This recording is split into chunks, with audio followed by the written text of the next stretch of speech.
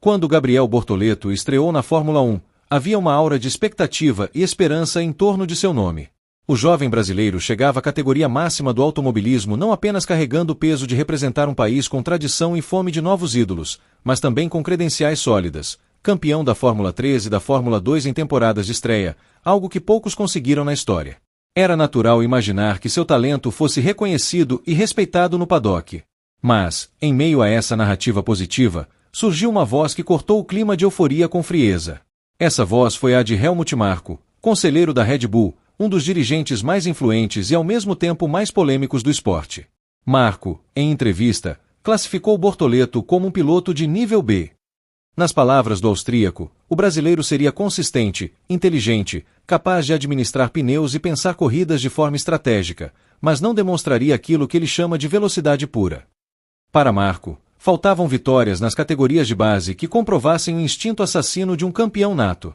Ele citou o fato de Bortoleto ter vencido apenas uma vez na Fórmula 3 e 2 na Fórmula 2, insinuando que esses números eram insuficientes para colocá-lo no mesmo patamar de outros talentos emergentes, como Kimi Antonelli. A fala caiu como uma bomba, porque mais do que uma análise técnica, foi vista como um ataque direto a um novato que mal começava a trilhar seus passos na Fórmula 1. No Brasil, a reação foi imediata. A imprensa esportiva destacou as declarações como desrespeitosas e desnecessárias, especialmente vindas de alguém conhecido por influenciar carreiras e moldar percepções no paddock. Para muitos, Marko subestimava não apenas os feitos de Bortoleto, mas também sua capacidade de evoluir dentro da Fórmula 1. Afinal, o que mais poderia ser exigido de um piloto que venceu as duas categorias de acesso de forma consecutiva, algo que nem mesmo Antonelli, apontado como prodígio, havia feito até então? Essa comparação parecia injusta e reforçava a fama de Marko de ser seletivo, valorizando uns e diminuindo outros com base em critérios muitas vezes subjetivos. Mas se a intenção de Marko era desestabilizar, Gabriel Bortoleto mostrou rapidamente que não se deixaria abalar. Na coletiva de imprensa antes do Grande Prêmio da Austrália, primeira etapa da temporada, o brasileiro respondeu com calma e confiança. Disse que não se importava com a opinião do dirigente da Red Bull, que adorava desafios e que seu objetivo seria provar, dentro da pista, que Helmut Marko estava errado.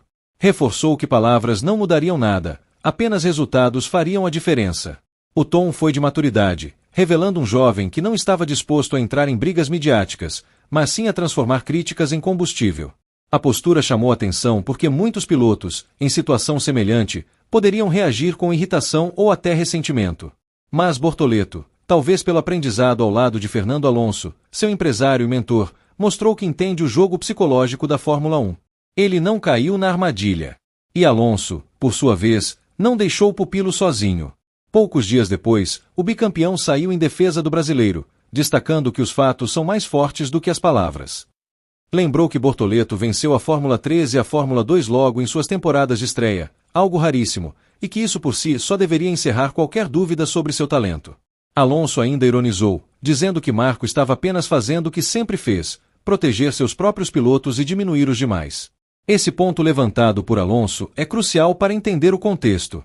Helmut Marko sempre foi conhecido por exaltar pilotos de dentro da academia Red Bull, como Sebastian Vettel, Max Verstappen ou Yuki Tsunoda, enquanto coloca em xeque rivais externos. É um jogo de narrativas, mas que ganha força porque Marko tem voz e influência. Ao descrever Bortoleto como nível B, ele planta uma semente que pode impactar como outros times, jornalistas e até torcedores veem o brasileiro. É uma tentativa de enquadrá-lo, de limitar suas ambições, ao mesmo tempo em que enaltece talentos que orbitam a Red Bull. Mas nem todos compraram esse discurso.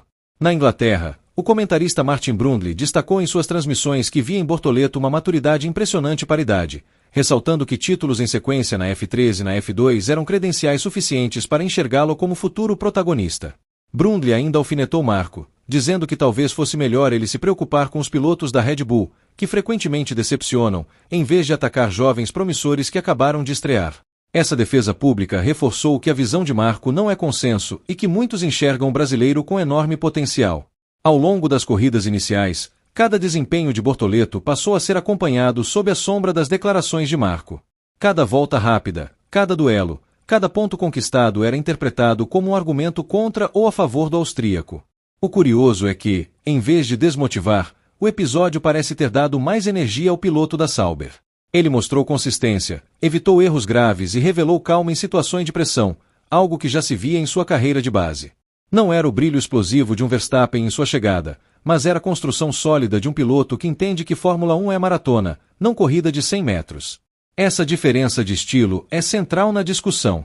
Helmut Marko valoriza o imediatismo, o talento que se revela de forma avassaladora logo de cara.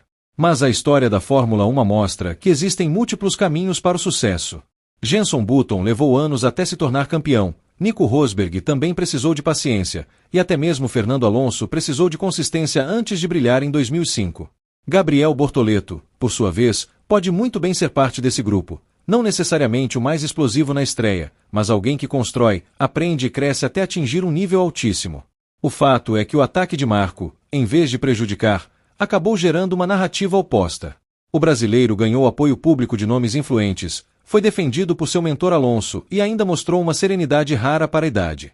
Se o austríaco pretendia minar a confiança de Bortoleto, o resultado foi justamente o contrário. O episódio deu visibilidade, fortaleceu sua imagem de resiliente e reforçou a ligação com a torcida brasileira, que viu ali um jovem que não foge da pressão.